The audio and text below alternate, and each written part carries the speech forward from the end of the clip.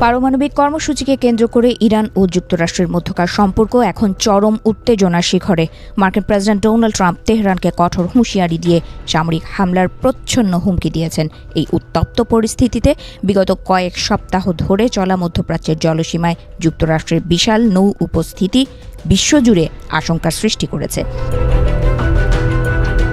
ইরানকে চারপাশ থেকে ঘিরে ফেলতে ইতোমধ্যে কৌশলগতভাবে গুরুত্বপূর্ণ এলাকায় মোতায়েন করা হয়েছে মার্কিন বিমানবাহী রণতরী ইউএসএস আব্রাহাম লিঙ্কন এবং ইউএসএস হ্যারি এস ট্রুম্যান।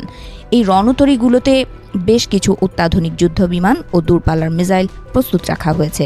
পাশাপাশি হরমুজ প্রণালী ও ওমান উপসাগরে নিয়মিত টহল দিচ্ছে মার্কিন নজরদারি বিমান ও ড্রোন। এ পরিস্থিতিতে ইরানের ওপর গোপন হামলা হতে পারে বলে আশঙ্কা করা হচ্ছে, কারণ বিমানবাহী রণতরী আব্রাহাম লিঙ্কনের সাথে যোগ দিচ্ছে দ্বিতীয় আরেকটি মার্কিন রণতরী।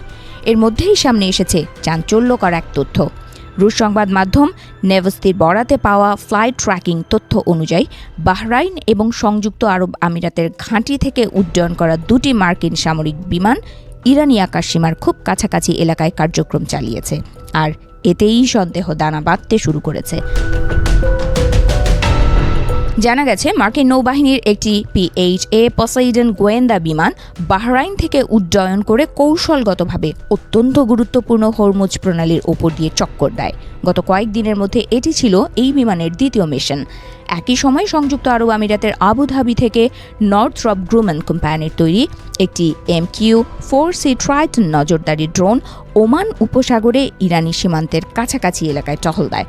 ফ্লাইটের মানচিত্র অনুযায়ী পসাইডন বিমানটি হরমুজ প্রণালীর ওপর চক্কর দিচ্ছিল, আর ড্রোনটি ইরানি সীমান্তের খুব কাছ দিয়ে নজরদারি চালাচ্ছিল।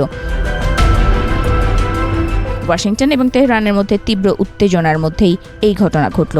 এর আগে জানুয়ারির শেষ দিকে মার্কিন প্রেসিডেন্ট ডোনাল্ড ট্রাম্প ঘোষণা করেছিলেন যে ইরানের খুব কাছাকাছি ভেনেজুয়েলা উপকূলের চেয়েও শক্তিশালী নৌবহর মোতায়েন করা হয়েছে।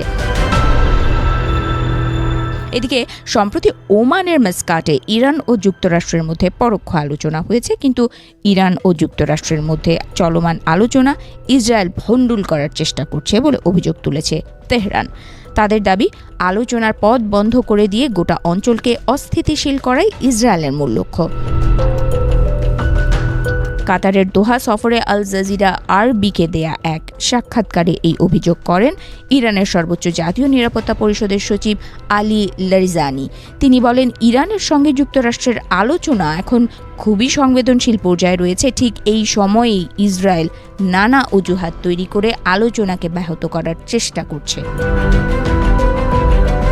লারিজানি স্পষ্ট করে জানান, ইরান শুধু যুক্তরাষ্ট্রের সঙ্গেই আলোচনা করছে, ইসরায়েলের সঙ্গে কোনো ধরনের কথা হচ্ছে না।